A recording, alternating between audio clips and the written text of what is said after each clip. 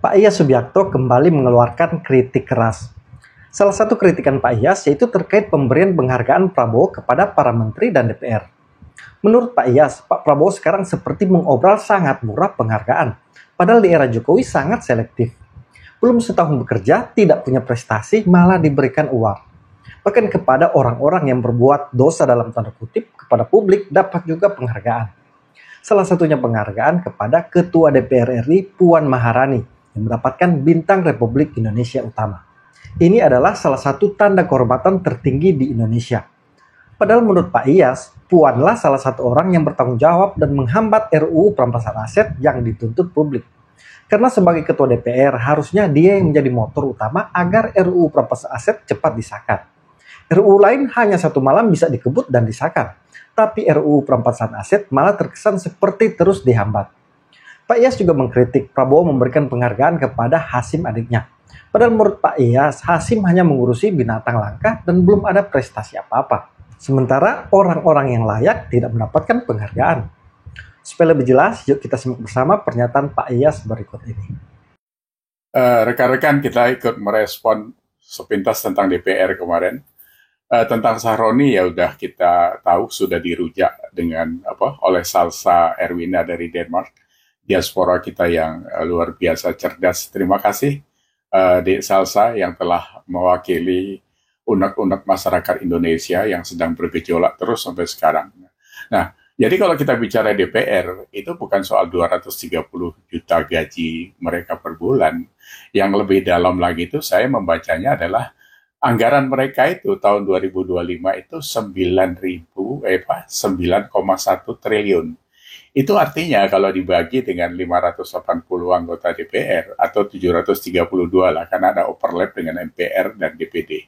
Itu satu orang, itu kita membiayainya 15 miliar satu tahun atau 1,3 miliar per bulan. Jadi besar sekali memang.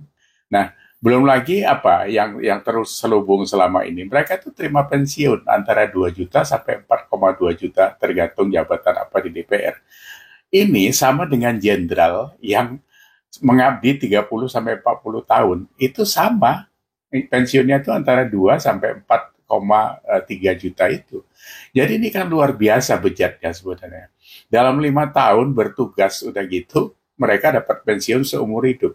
Kalau dia di umur 40 sudah tidak lagi di DPR, berarti kalau dia sampai umur 60 tahun, 70 tahun, 30 tahun kita ngasih makan bangke itu. Ini yang harus direformasi saya pikir. Jadi bukan sekedar 230 juta, itu kecil banget. Jadi harus gitu. Cuma memang kan di anggaran-anggaran APBN itu tidak transparan juga. Saya tidak tahu Bu Sri Mulyani kenapa begitu memihak kepada DPR. Karena seperti anggaran kemarin, anggaran kendaraan eselon 1 yang tiba-tiba naik dari 800 juta ke 900 juta. Katanya sedang ngirit efisiensi dan sebagainya. Karena kenapa sekarang jor-joran? Belum lagi Pak Prabowo nambah lagi 7 lembaga baru dan sebagainya. Ini antara statement dengan apa yang dilaksanakan ini kayak bumi sama langit. Jadi kayak ngomong kayak apa ya, anak-anak main patok lele gitu kan, mencelat ke sana, mencelat kemari. Kalian sendiri sebagai pemimpin kalau sudah tidak bermoral itu susah kita ngomongnya. Jadi harus hati-hati.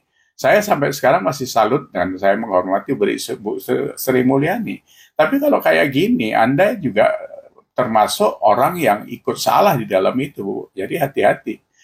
Profesionalitas Anda, integritas Anda bisa rusak gara-gara kondisi ini. Ya. Yang berikutnya apalagi tentang anggota DPD itu ada 132 orang, itu juga 10 miliar satu tahun.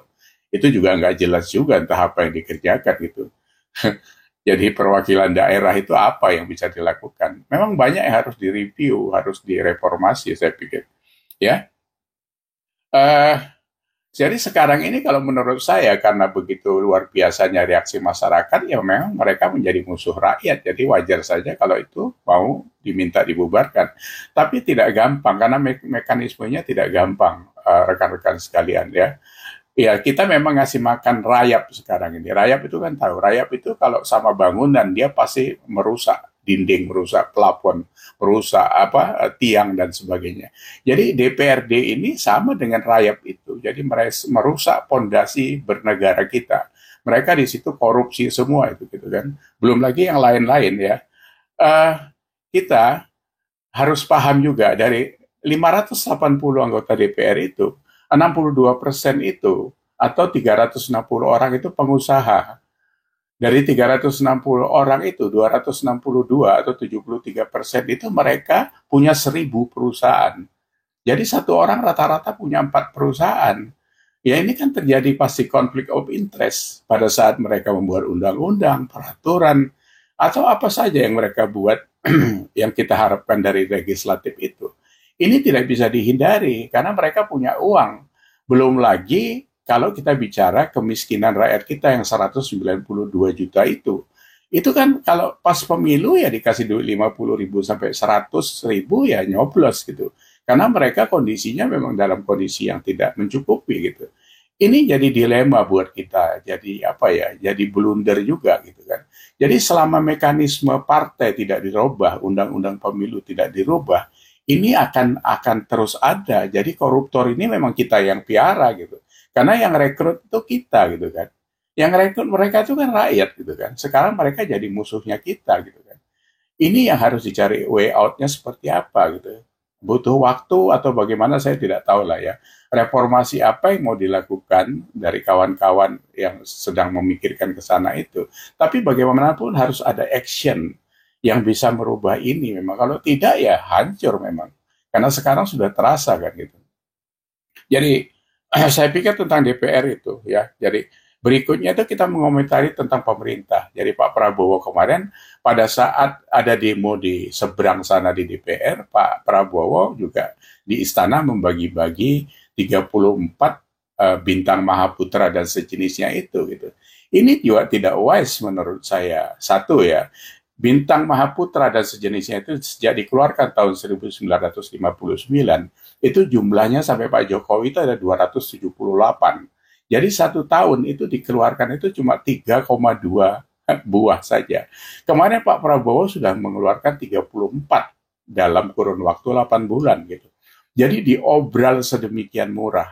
Itu kalau kita baca ya, nilai dari satu bintang kehormatan itu, orang itu harus betul-betul luar biasa mengkontribusi terhadap negara ini. Contohnya seperti Jenderal Sudirman, Hoscokro Aminoto, Natsir, dan sebagainya, pahlawan-pahlawan yang lain. Nah ini sekarang dibagikan sama AHY, Bahlil. Ini anak kemarin yang baru jabat jadi menteri beberapa bulan, udah gitu apa Pak Hasim. Hasim ini aja ya Pak Prabowo, cuma ngurusin binatang langka. Masa dapat bintang Mahaputra atau sejenisnya itu. Terus Haji Isam. Haji Isam ini juga nongol baru sebagai pengusaha Kalimantan, ya memang gebrakannya luar biasa. Tapi siapa yang nggak tahu latar belakang dia kan gitu. Ada tambang dan sebagainya, isu macam-macam lah waktu itu kan. Tapi itu urusan dia gitu. Jadi kalau kita bicara bintang Mahaputra sebenarnya ya dari Jatim tuh ada Ali Marcos, ada Mas Pion. Kenapa tidak Sampurna yang dari tahun 1913, Gudang Garam, James Riyadi dan bapaknya, ya, Putra Sampurna dan sebagainya itu. Itu yang sudah puluhan tahun menggerakkan ekonomi Indonesia. Karena mereka ini mengkontribusi besar terhadap pajak, terhadap tenaga kerja dan sebagainya. Jadi Pak Prabowo nggak bisa sembarangan seperti itu, gitu kan? Nanti Bapak diketawain orang. Sekarang ini Pak, saya sedih sebagai pendukung Bapak yang sudah setengah hati juga gitu kan. Ini Bapak dimaki-maki orang di medsos ini Pak. Sudah begitu kasarnya mereka mengatakan apa kepada Presiden Republik Indonesia. Ini kan menurunkan harga diri Bapak, menurunkan image sebagai kepala negara yang dimaki-maki oleh rakyatnya. Ini kalau dibiarkan, ini tidak baik. Ini dipicu oleh perilaku Bapak sendiri. Karena Bapak nanti gebrak-gebrak meja tapi actionnya nggak ada, ya kan? Mau berantas korupsi, ngurusin koruptor gitu. Ya bayangin kemarin itu ada Burhanuddin Abdullah menerima bintang Adi Prana. Loh, wong koruptor, jelas koruptor, orang tahu semua, pernah dihukum 5 tahun. Masa Bapak tidak sensitif seperti itu? Apa? Yang jelas-jelas itu orang yang tidak ada, ya bangkainya rakyat kok dikasih bintang itu kan luar biasa Bapak ini gitu kan. Sensitif sedikit Pak Prabowo. Anda itu presiden tuh, bukan tukang bakso Pak Prabowo itu. Masa kelasnya diturunkan sendiri? Belum lagi kemarin apalagi pidato soal apa? Pidatonya yang baik-baik saja lah saya lihat itu. Pidato soal MBG udah mengcover 21 juta anak yang makan MBG. Bapak tahu dapurnya aja nggak sampai 2.000, nggak masuk hitungannya Pak. 21 juta itu Bapak dilaporin kosong saja. Ya, itu kalau kalau sekarang di cover dengan 2.000 dapur, itu sama dengan satu dapur 11.000 porsi. Mungkin itu masuk di akal. Belum lagi yang keracunan tiap hari masih jalan. Ini kan kemarin NTT keluar lagi. Mana lagi? Banyak, Pak. Jadi yang kayak gitu Bapak tetap aja harus check and recheck. Bapak harus punya staf khusus untuk membaca laporan itu. Karena saya lihat Bapak tidak pinter tentang angka memang. Jadi sembarangan jadinya seperti itu. Apalagi pidato Bapak yang terbaru. Soal menterinya kasihan karena nggak pernah istirahat. Bang lalu Bapak bilang juga kasihan menterinya belum dapat mobil. Itu pidato presiden recehan itu Pak. Itu pidato ketua RT itu nggak kayak gitu kelasnya. Luar biasa Bapak ini. Jadi dia apa ya, diolok-olok orang karena Bapak sendiri yang berperilaku seperti itu. Jadi yang berbobot sedikit gitu Pak. Pidato mengasih arahan terus actionnya jelas gitu kayak Puan dapat bintang Mahaputra, wong dia yang ganjel undang-undang perampasan aset koruptor kok Bapak kasih bintang Mahaputra. Ini kan menyakitkan kami sebagai rakyat Indonesia. Jadi hati-hati karena pilar program Bapak itu kalau mau mendapat kredit poin besar dari masyarakat itu undang-undang perampasan aset itu Pak digolkan duluan. Kalau tidak bisa ya buat perpu. Karena ini harus bisa ngerem koruptor ini gitu. Kalau mau membasmi itu butuh waktu. Nggak, tapi ngerem saja bisa 50% kan sudah luar biasa gitu. Ya, jadi apa? Taktik dulu lah, baru strategi atau bagaimana? Masa Bapak nggak tahu tentang itu gitu. Ya, jadi kami ini sedang memperhatikan Bapak karena pilar dari pemimpin itu cuma 3 saja sebenarnya Pak. Jujur, pinter, berani. Bapak jujur, saya pertanyakan juga kejujuran Bapak, karena dari pidato ke satu ke action yang lain itu tidak sinkron. Pinter, Bapak mungkin ya bisa iya, bisa tidak gitu.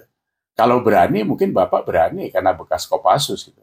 Kalau pinternya ini tidak maksimal, Bapak sebagai presiden ya memang gawat kita.